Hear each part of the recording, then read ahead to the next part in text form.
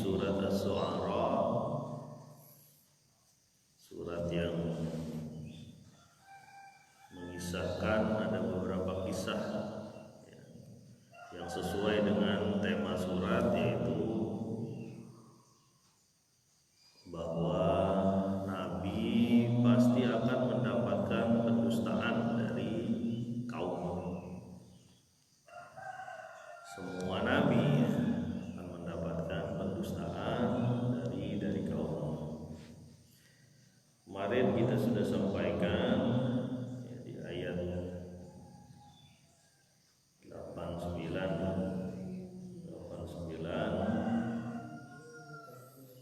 bagaimana diingatkan bahwa manusia yang diseru oleh Nabi itu minta mukjizat, minta ayat-ayat yang hebat. Tapi dia lupa ada ayat-ayat hebat di sekelilingnya, diantaranya adalah tanaman. Karena sudah sering dilihat jadi lupa. Padahal bagaimana tanaman itu bisa tumbuh ke atas itu mukjizat. Dan biji yang berbeda-beda bisa menghasilkan rasa, warna, bentuk yang berbeda-beda. Itu adalah mukjizat dari Allah Subhanahu wa taala. Dan orang-orang Quraisy waktu itu pun minta mukjizat dari Nabi. Makanya aneh-aneh permintaannya, mau ada malaikat yang turun dan sebagainya. Sama dengan nabi-nabi lain yang diutus oleh Allah. Mari kita lanjutkan. Jamaah kaum takwa dan rahimahullah, dan siapapun teman-teman yang mendengarkan siaran ini atau melihat siaran ini ya. Kita masuk di ayat yang ke-10 surat Asy-Syu'ara. Surat Asy-Syu'ara ayat yang ke-10. Bismillahirrahmanirrahim. Wa idnada rabbuka Musa ani'til qaumaz zalimin. Dan ketika Tuhanmu ya Muhammad berkata kepada Musa, ani'til qaumaz zalimin, hendaklah engkau menyeru atau menuju kaum yang zalim.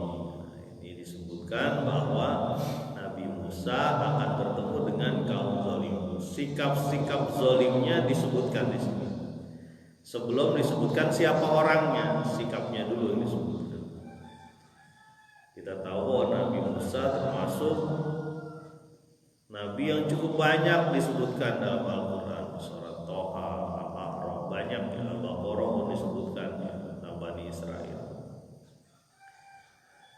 Nah, ini perbedaannya Al-Quran dengan buku-buku lain ya, ataupun sesuatu yang diciptakan oleh manusia. Bahwa Al-Quran ketika mengulang kisah ya, menyampaikan satu kisah itu beda pokoknya atau beda temanya. Jadi bukan diulang-ulang saja, tapi ada tema-tema sentralnya atau tema-tema pusatnya ketika disampaikan satu kisah.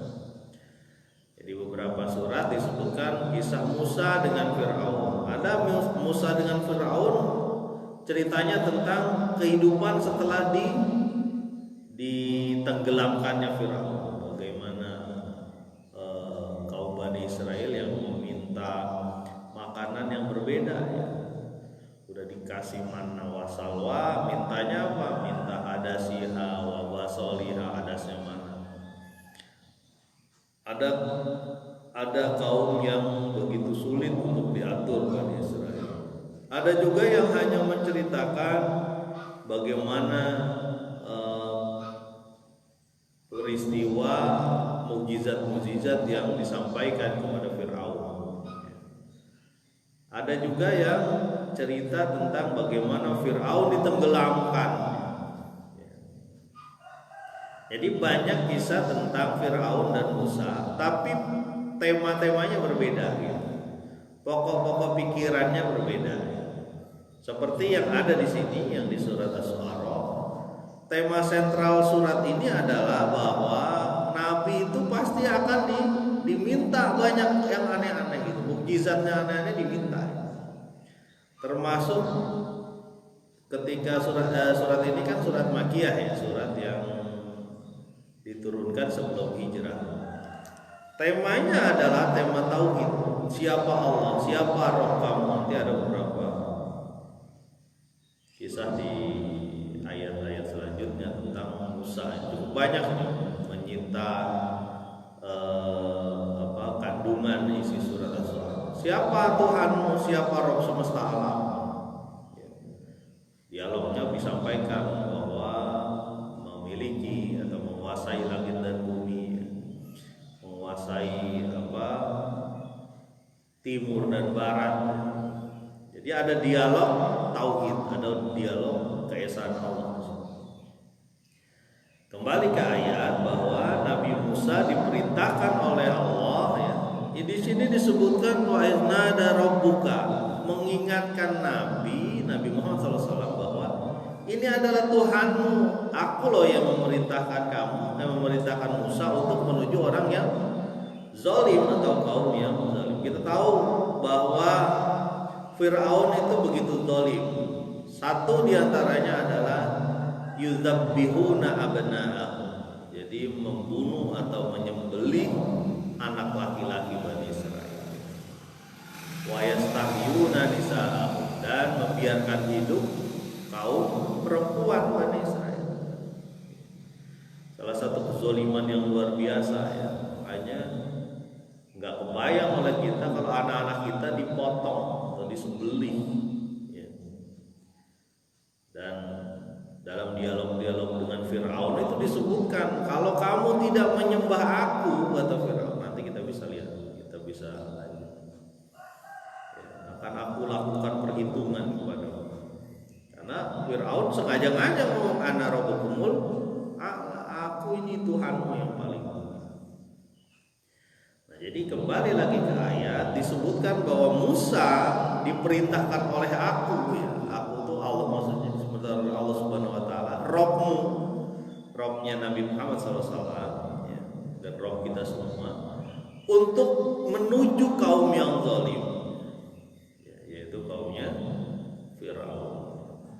Dan kita tahu bahwa Fir'aun mempergunakan sihirnya ya, kekuatan sihir untuk bisa mempengaruhi manusia pada saat itu. Dan kita tahu bahwa Mesir merupakan salah satu pusat peradaban ya. Di dunia ini Mesir ini salah satu pusat peradaban dan pertarungan banyak pemikiran di Mesir, mulai dari Musa dan Fir'aun ya, hingga ke ya mungkin hingga hari ini. Masih di surat Asy-Syu'ara ayat yang ke-10. Jadi ayat ini menceritakan bahwa dia zalim ya, kaum yang zalim. Kemudian kita ingat di surat Luqman, inna syirka la dzulmun adzim. Sesungguhnya syirik adalah kezaliman yang besar. Kalau ini bukan cuma menyekutukan Allah, dia menganggap dirinya Allah. Jauh lebih dahsyat ini ininya Fir'aun. Kelakuannya Fir'aun ya. Menganggap dirinya Tuhan, kayak kelakuannya salah satu yang diseru Nabi Ibrahim ya. Namrus itu ya. Selanjutnya di ayat yang ke-11. Ayat 11 surat Asy-Syu'ara. Qaum Fir'aun ala yattaqun. Kaum Fir'aun, mengapa mereka tidak bertakwa? Nah, ini. Jadi disebutkan nih setelah sifatnya, baru disebutkan orangnya. Siapa orangnya? Kaumnya Fir'aun. Dan di situ tidak disebutkan Fir'aun saja, tapi ada kaum. Artinya ada orang-orang yang mengikuti kezoliman. Itu hingga hari ini ada. Ada orang-orang yang mengikuti kediktatoran, atau ada orang-orang yang senang dengan pemerintah yang jahat, kira-kira begitu. Sampai hari ini ada. Ya. Makanya jangan aneh ketika suatu saat ada pemilihan pemimpin, itu ada orang-orang yang senang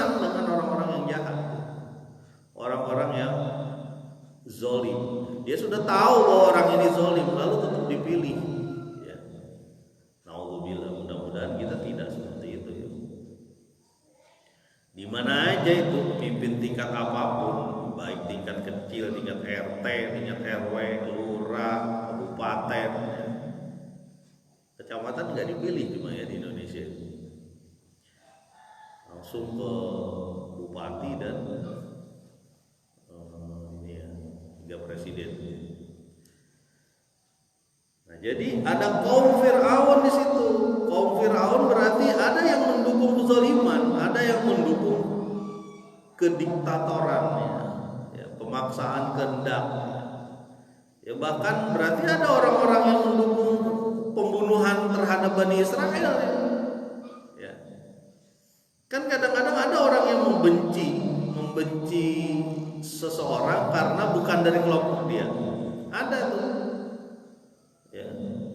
Makanya itu dihapuskan dalam Islam, kebencian kelompok, kebencian terhadap kelompok. Ya, karena innamal mu'minuna ikhwatun, sesungguhnya setiap orang yang mukmin itu bersaudara. Nggak peduli tuh dia suku apa. Nanti suku Sunda ya, berarti saudara Anda nih. Di luar suku Sunda bukan, nggak bisa begitu. Yang disebut saudara adalah ketika dia mengucapkan la ilaha illallah. Haram dia damu, hartanya haram, salah. Darahnya haram, malnya juga, malnya ataupun hartanya haram. Jadi darahnya haram, hartanya haram, kehormatannya haram. Kemudian apa yang dimiliki juga haram, nggak boleh sembarangan diambil. Kembali lagi pada bahwa Islam tidak mengajarkan persaudaraan itu dari suku, dari warna kulit, dari tempat lahir, orang sini dan orang sono. Itu sering itu disebut. Saya kan orang sini. Apa hubungannya orang sini? Anda kan orang sana. Anda dari mana? Dari tadi di sini, loh Pak. Dari tadi. Karena dalam kasusnya Bani Israel itu begitu. Ini kaum Bani Israel ini kita bunuh dan ada orang yang mendukung.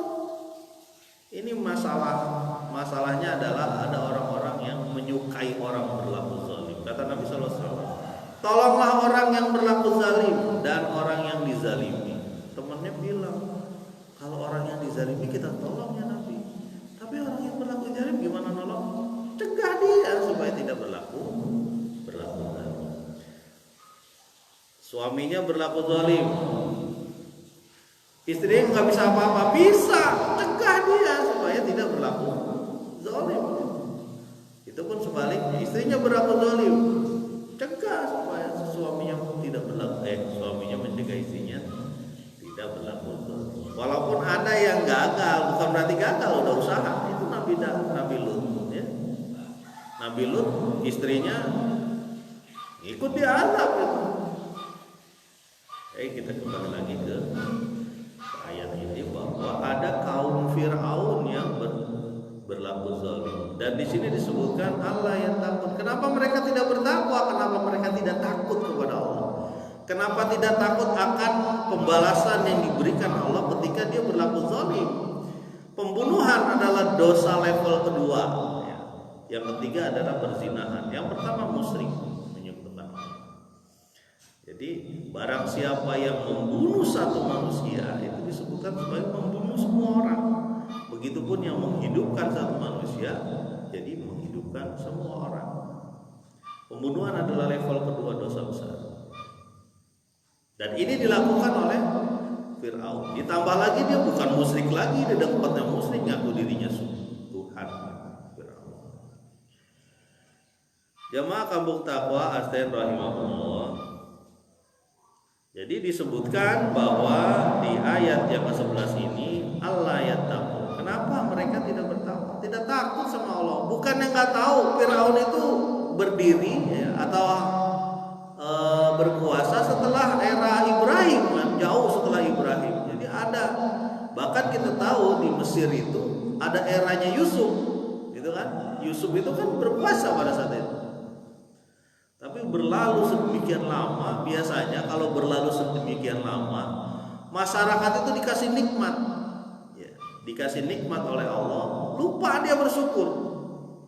Lalu yang terjadi adalah dia kufur. Ketika kufur ditimpakan siksaan kepada dia, diganti dengan orang lain. Makanya ketika Nabi Musa, Bani Israel itu jadi budak di situ. Eranya dia sudah selesai, sudah habis. Bukan yang nggak tahu orang-orang itu, mungkin dia sudah tahu bahwa ini keturunan Bani Israel. Di sini ada penyembah tauhid, ada Yusuf di situ. Yusuf, Ayub, Suhaib, ya. Jauh juga ya, Yusuf, Ayub, Suhaib. Baru Musa, Harun. Lumayan panjang. Kemudian di ayat yang ke-12 ya, disebutkan qala rabbi inni akhafu ayyukadzibun, berkata Nabi Musa, wahai Tuhanku, sesungguhnya aku takut mereka akan mendustakan. Takut akan mendustakan Musa, karena Musa punya riwayat ya, ada riwayat-riwayat nanti disebutkan bagaimana dia pernah membunuh orang. Ya. Jadi takut didustakan itu bukan berarti dia takut jadi dai, takut jadi orang yang menyeru kepada Allah, bukan. Tapi jangan sampai tepat kasih ke saya gitu, jangan-jangan tidak tepat ini utusan sebagai rasul. Ya. Karena menyembah atau menyeru kepada Allah pasti ada pendustaannya. Menyeru kepada Allah pasti ada pendustaan. Menyeru kepada kebaikan pasti ada penentangan. Itu pasti, itu nggak mungkin kan? Jadi menyeru kepada Allah, menyeru kepada kebaikan, menyeru kepada ma'ruf, mencegah kemungkaran, itu pasti ada penentang. Begitulah yang berlaku kepada Nabi Muhammad SAW. Bagaimana dia menyeru kepada Allah ya, sampai kotoran unta nempel di pundaknya, kemudian darah bercucuran ya. Darah dan air mata lah namanya menyeru kepada Allah. Sama mungkin dengan doanya Nabi Nuh ketika dia berdoa, wahai Allah, ya Allah, itu anak saya ya, anak saya itu yang lagi tenggelam, itu bagaimana kira-kira? Kata Allah, itu bukan anak, laisa min ahli. Itu bukan anak. Amalun ghairus shalih, dia melakukan amalan yang tidak saleh. Jadi bahkan amal soleh itu bisa menentukan dia termasuk keluarganya atau bukan.